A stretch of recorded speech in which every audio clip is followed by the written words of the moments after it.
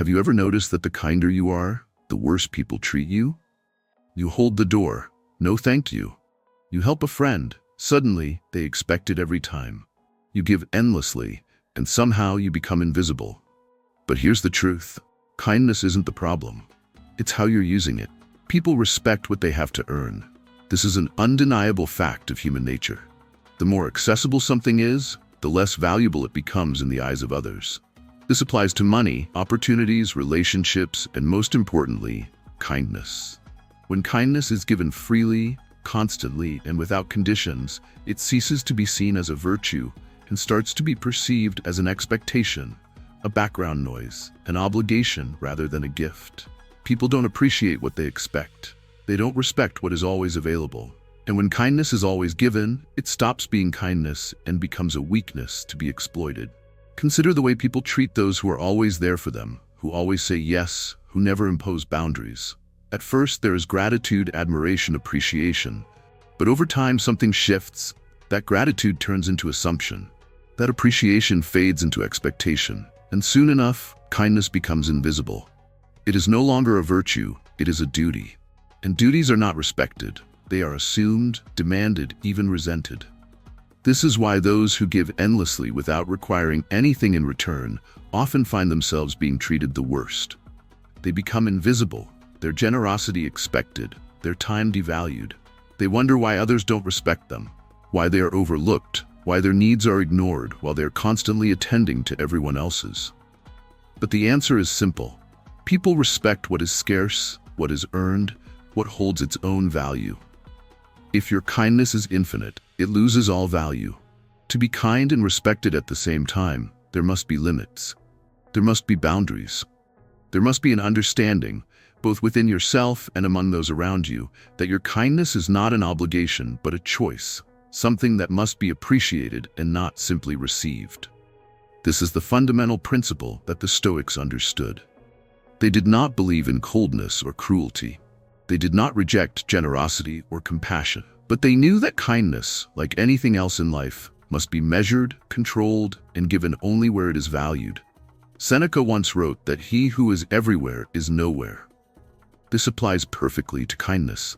If you are constantly available, if you are always willing, if you give without discernment, you become unimportant. You become invisible. Because if people can take from you endlessly without resistance, they will stop noticing the value of what you give. Look at the way people react to scarcity. If something is rare, it is pursued, fought for, cherished. If something is abundant, it is taken for granted, discarded, ignored.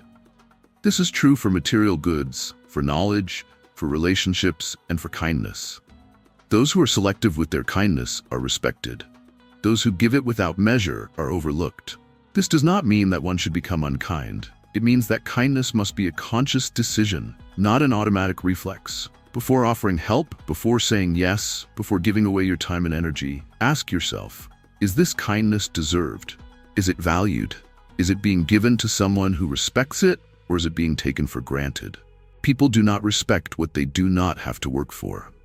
This is why those who are too generous too often find themselves being used. Because kindness, in the absence of boundaries, invites exploitation. If you never say no, people will assume you never can. If you never set limits, people will assume you don't need to.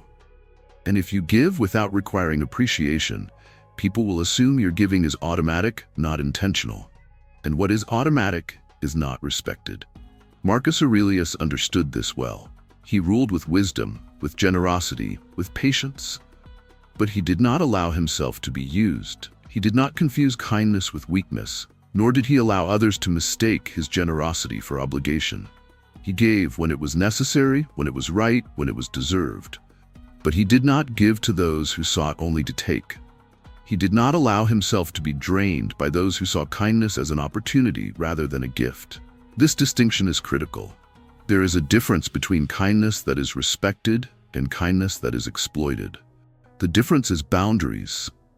The difference is the ability to say no. The difference is knowing when to give and when to withhold. A river that flows uncontrollably becomes a flood. A fire that burns without control becomes destruction. Kindness, when given without restraint, loses its meaning and its power.